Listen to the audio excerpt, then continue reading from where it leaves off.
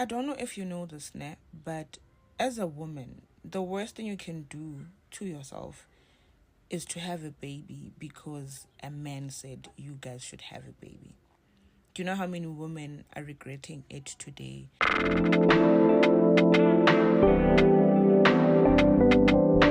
Bahlezi bethi, Ute, we should have a child, and we did. I gave him a child. You gave him a child, Ganjani, when it's your body that's going to carry that child. And you are the one that's going to have to raise that baby because ngwana ke wa mosadi. Have a baby because you are ready to have a baby. Have a baby because you want a baby. Have a baby because you are willing to be there for that baby, and you're not going to resent that baby because the father of that child is not present, because the father of that child decided to become a jerk, because the father of that child decided ukuthi yena akazingeni. He can tell you that you guys nibe nomntwana. Achinje as soon as that pregnancy test is positive.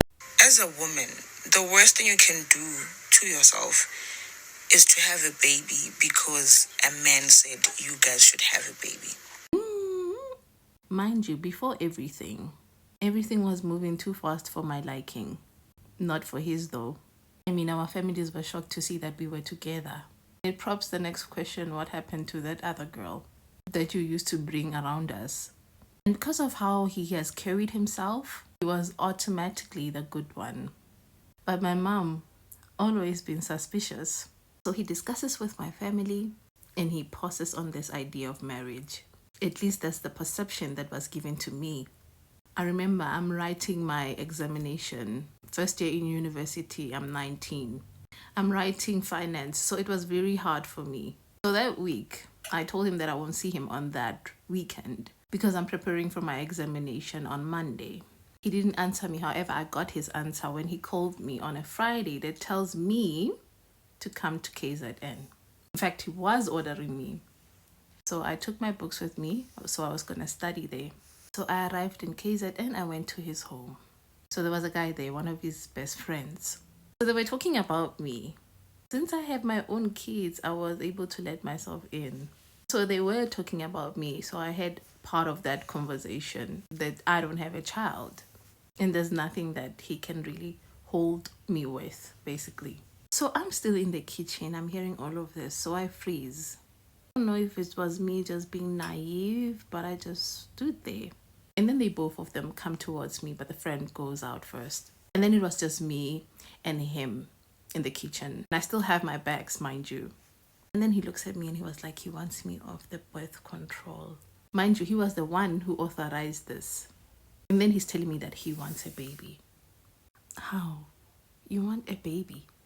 And he's like, yes, I want a baby. And I'm like, I thought you were going to wait until I finish for school. And he's like, that's exactly why I'm not waiting any longer. And he's like, we can't have two heads in the house. So now I'm looking at him and I'm starting to cry. He's like, you now have it in you to talk back at me when I'm talking to you. Something that you've never done before. Your duty always was to follow instructions. By teaching you stuff at that school that you have no business learning. So that you can come back to my house and challenge me. How? Challenge you? It's like, stop crying, fix yourself. And then he leaves. That very same night, that was the night me and my husband started preparing for a baby. I'm 19, mind you.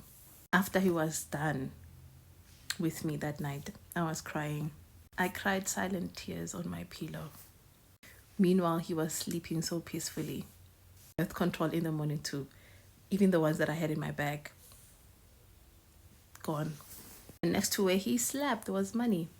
So that I can go spoil myself. There's no part 2 really, because part 2 would have a part 3. This is just a long life experience that I had with my ex-husband. So this story just doesn't have parts. However, what I can tell you is, me and him come from politically active parents, meaning that both our parents were friends. My mother and his mom are like sisters. Based on that background already, it is very difficult to fool my mom. Because the story that I told my mom about how we met prompted her to ask questions. And he had a long-term girlfriend that he was with. based on the story that I told him, like we dated a year ago when I was 18. Then he broke up with a long-term partner whom the family thought he was going to marry. When I was 18, she may be a lot of things, but dumb is not one of them. So my mom paused on the marriage thing because 1, I'm still young. 2, she's trying to piece the puzzles together. And 3, she wanted me to further my education. Because the way it was going, it looked to my mom that this has been going on longer than it looks.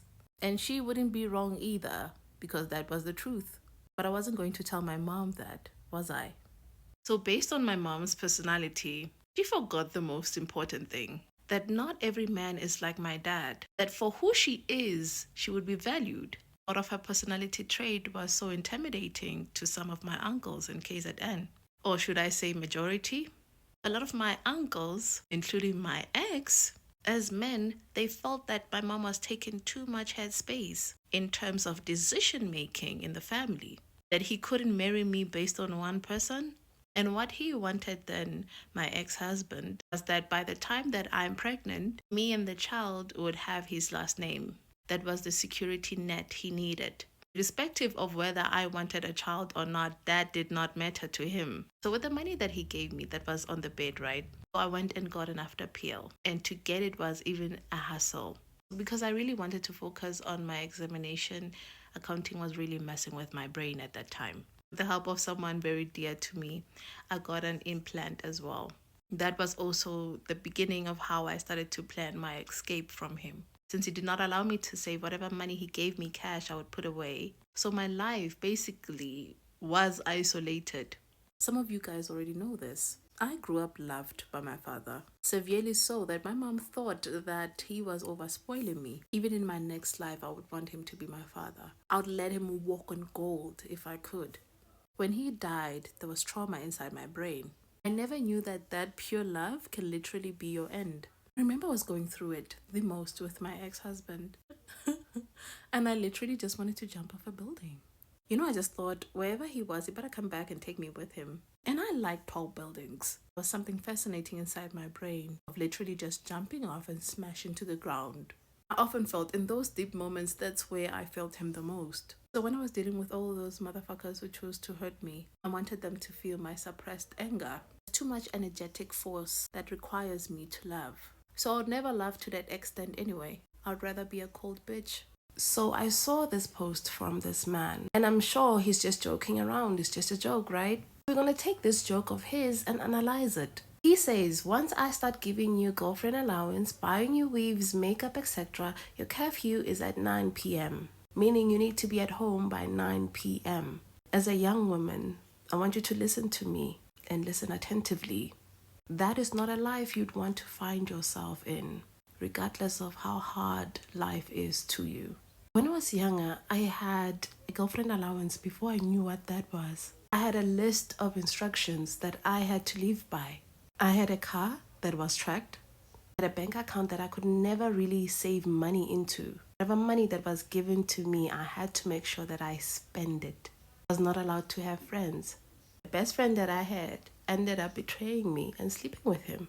The clothes, the hairstyle, how I talk, how I present myself, even the birth controls, what time I went to school and what time I came back. My curfew was nothing less than 5 p.m., meaning I had to be home before he is home. And I ended up marrying that person, and that life was all I knew. Let's not talk about the emotional neglect and abuse that goes on in such relationships or marriages. I remember one time I asked him a question, do you love me as much as I love you? And he doesn't even look at me. And he's like, what matters is I'm here. The man who broke your virginity is right in front of you. Other women wouldn't be so lucky. You should be grateful that at the end of the day, you have a man that comes to you. If that is not love, I don't know what that would be. I could have any other girl, but I'm here with you. I wouldn't have went through all of that I went through if I didn't love you. Do you think another man can love you the way that I love you? I don't even think so. So when I see comments like this, it's obvious you don't understand how deep the rabbit hole goes. I still struggle with isolation and making friends. I don't really like people because most of the time I spend my time alone. I've become used to being alone because all of those time, that was the life I lived when I was with him. I can meet amazing people, and yet I will still struggle to maintain long lifetime friendships. After some time of getting that money, it won't be nice anymore because the money won't even cover half for all the pain that you go through.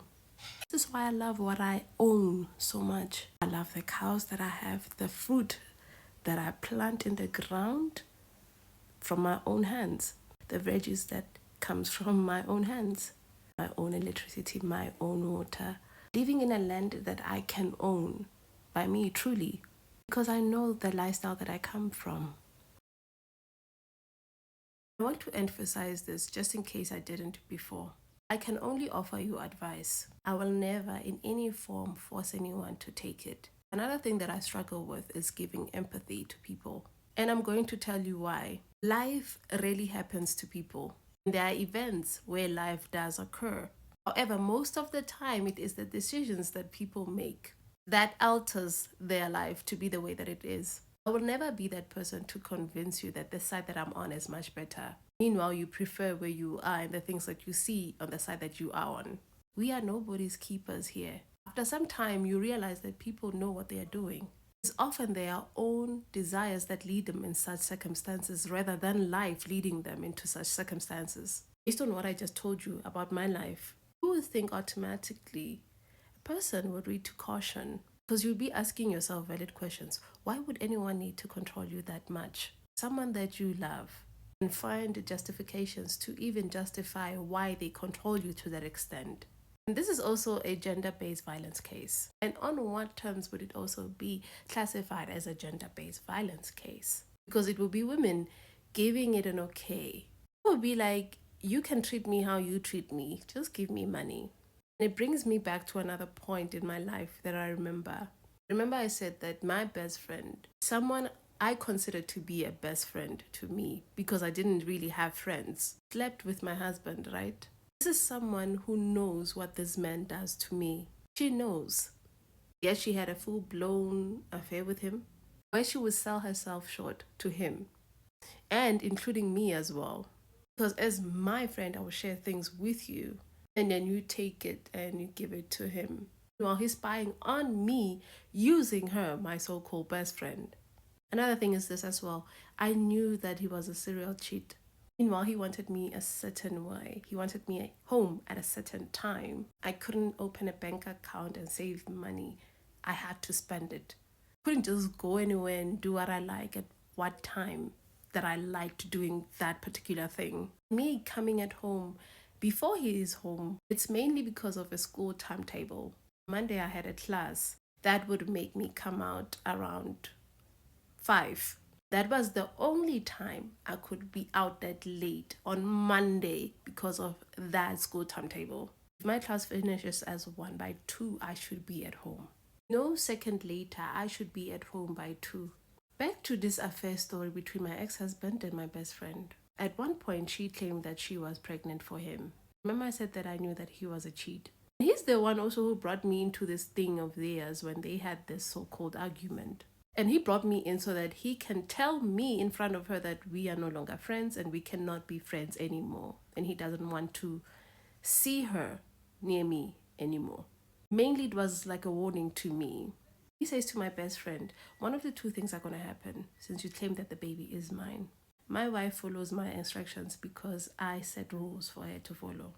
Things that I play with on their side, not so much. Now, I don't want to have a baby with you. Could have been with another man because you want to pin this on me, because you want my money. Also believe that she thought that maybe by being pregnant, this would automatically kick me out. I would have been happy either way if they kicked me out so that they can start their own family for sure. So I would have been happy because I really wanted to leave. So he was like, one of the two things is going to happen. You either abort this child forcefully. That's what he said, forcefully. Or I'm going to beat it out of you. And if you agree to an abortion, I'm not going to give you money. I'm going to take you somewhere. To my own doctor. and this is the last time you speak to her, and this is the last time you speak to her. This is the end of whatever friendship that used to go on between the two of you. He said he did not want to deal with an issue of a baby that he could have prevented. So I really don't know. I never really heard from her literally after that encounter that we had. I was also under this impression that he treated me very different from his mistresses, that he does not want to share me with another man. That the only man I could ever really dream myself to be with, it is him. I thrive the most in him underestimating me. I always knew that I want to leave him, mainly because I was curious of life outside of him. And he never really permitted me to live a life outside of him. So it all started when I was a 19-year-old freshman. He summoned me to KZN, knowing that I'm preparing for an examination. And when he said he wanted me off birth control and he wants me to start preparing for a baby, he really didn't care much about my school activities. Me pursuing school looked like I'm challenging him. And I knew he was going to do this. So it was in my silent tears that night when I saw the money besides me and I realized that the birth control are literally gone, I planned to get an implant, and that's what I did. The implant was much safer because it's inside my body. Ask most men, they don't know what an implant is.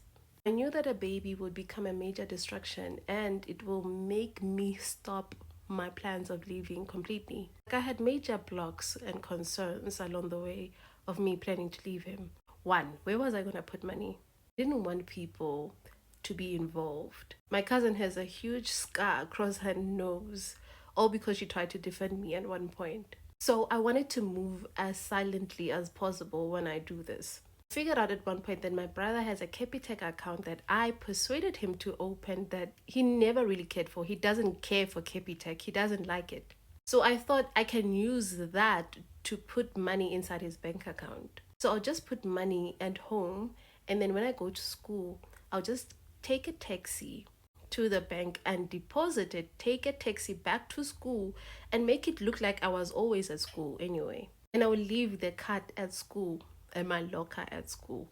I didn't want to take a card of my brother at home or keep it with me that he may locate. You get my point? With other ideas came as opening a company, and that's what I did. I opened a company with my sister's name, and she helped me start up my company. And then I thought, I don't want to save money inside my brother's account. Now the next question is, what can I do with money now? And that's where the thought of cows came from. I started to buy cows, and then I would take those very same cows, register them with that company that I opened with my sister's help. I still maintained that I don't have money inside my account because, well, my husband can access that very quickly and he will be aware that I'm saving money. Why am I saving money? I won't be able to answer that. So as more money started to get inside my account, or rather yet the company account, with more growth, with my cows growing and my company exceeding with my sister's help, I found the strength to leave him. I did a great job, I could say, in setting up companies and all of those things to help me in the long term. But I did a very poor job in my own safety. So in that process, while I was there, I started investigating my husband. I did investigate him. I investigated him like my life depended on it. And to this date, I still have an implant because you just never know.